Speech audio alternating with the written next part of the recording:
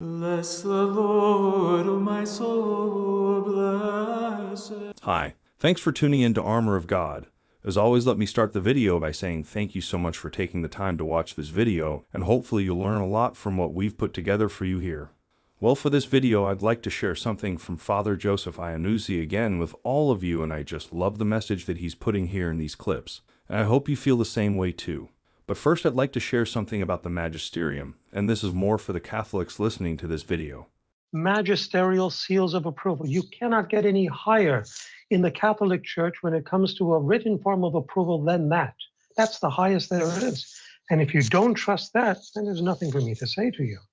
However, there's a message later on in this clip that is both so beautiful and powerful reminder for us all. At some point in time, you have to trust. I'll tell you a little story of a family I came across. I walked into the house and there was a woman and she had a statue of Jesus Christ on the mantle above the fireplace, a statue of Krishna, a statue of Allah, which is, I don't know, she got that because not even the Muslims have an image of Allah, a statue of Buddha, a statue of Confucius, and the list goes on. And I walked in and I looked at her. I said, what is all this? She said, I figured if I don't get it right with Jesus, the other ones are going to save me. I looked at her, I started to laugh. I said, where's your confidence? Where's your trust? If you don't completely commit to God, then God's not going to completely commit to you.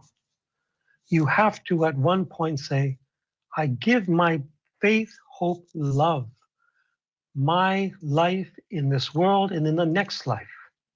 I give everything I have, own, and possess to you, and I never take it back. That is the kind of trust God is looking for, and that kind of trust is essential to live in God's divine will. If we look around the world today, whether it's on the internet or the television or in the cinema or in journals or magazines, in other words, if we look around the social media platform today, we will see sin very tangibly present to the five senses. We can hear people say bad words, use God's holy name in vain. We can see with our eyes the sins that are taking place in the world at the moment, and we experience it also, this great evil, in many other ways beyond the sight and the hearing. But what about how God works? If the devil is loud and noisy, what about God? Whereas grace and the gifts of God surpass and exceed sensory experience oftentimes. And this is because God is very subtle in his outpouring of grace and gifts. Unlike the devil, who makes a lot of noise with acclaim and fanfare, God is just the opposite. Consider, for example, the birth of Christ. Almost nobody knew about it except the shepherds. But when Herod sought the death of Jesus, well, that was made known. All the people in the land where Herod sent his soldiers to kill the firstborn, they knew about it. Or consider Christ's transfiguration or his resurrection. Almost nobody knew about it when it first happened. At the time, only later did they come to find out.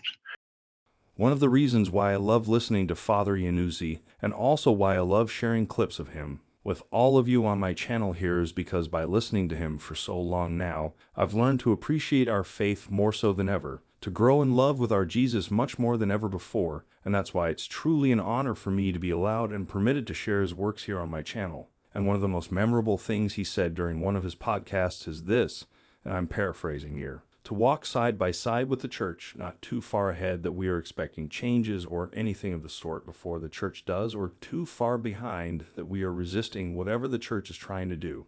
Rather, we should walk side by side with the church, and how he is able to relate our current situation with that of Adam, like this one here. We reawaken in God, on the part of all creatures, a deep respect and awe for the world around us, especially on the part of rational beings, whereby we acquire a new set of eyes, as it were, with which we behold all created things as a sacred extension of God's divine being and beauty. See, because man in his desire to better the earth has taken from it without replenishing it, and has managed to disfigure it to the point of extinction, God reawakens within him the first impulse of love for the earth from which he came.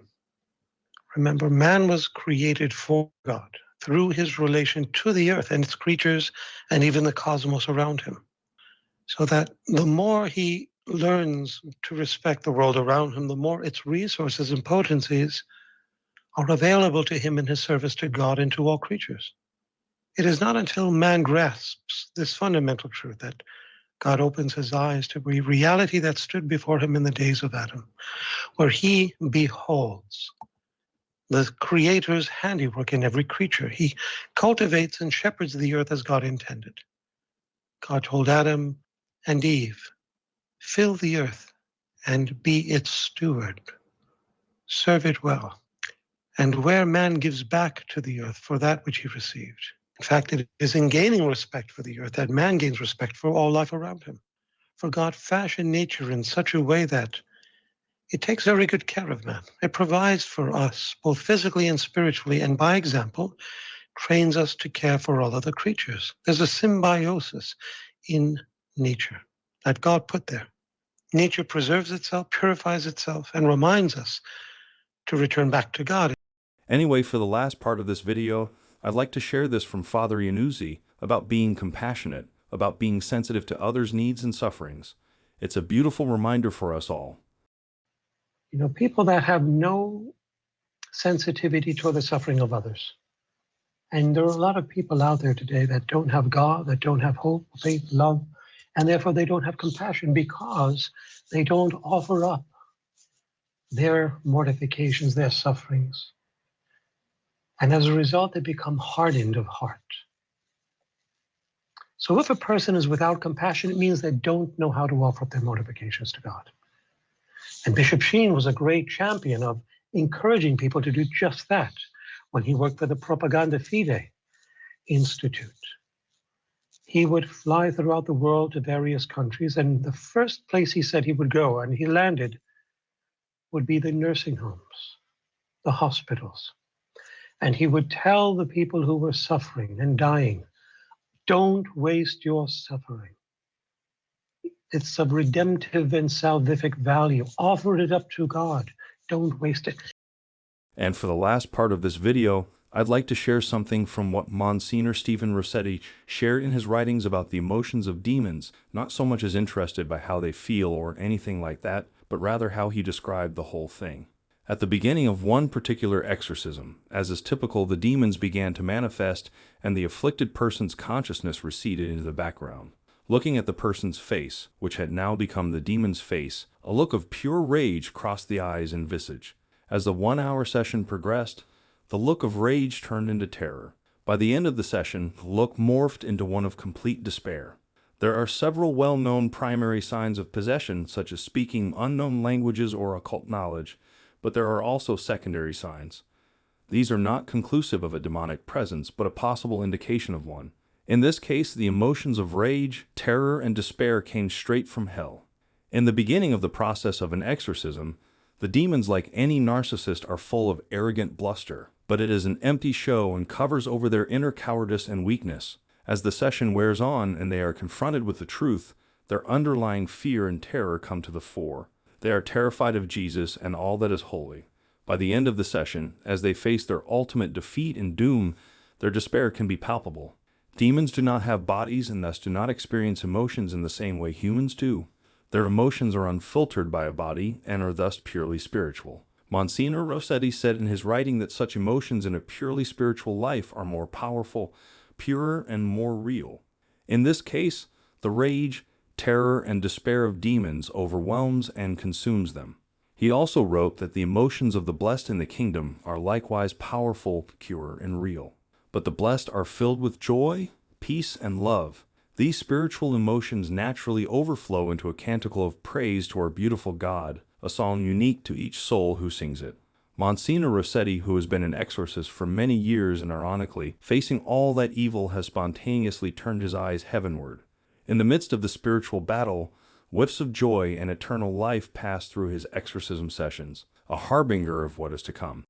Well, that is all for the video this time. Thank you so much for taking the time to be here with us again, and as always, I hope you've learned something from this video. There are so many of you that I'd like to thank individually, but I hope you always know that I am truly grateful for your continuous support of this channel here. Anyway, for those of you who'd like to support our works, I left a link to our PayPal donation in the description box below, And from the bottom of my heart, thank you so much again to all of you. And until the next one, stay safe, stay healthy, and may God bless you.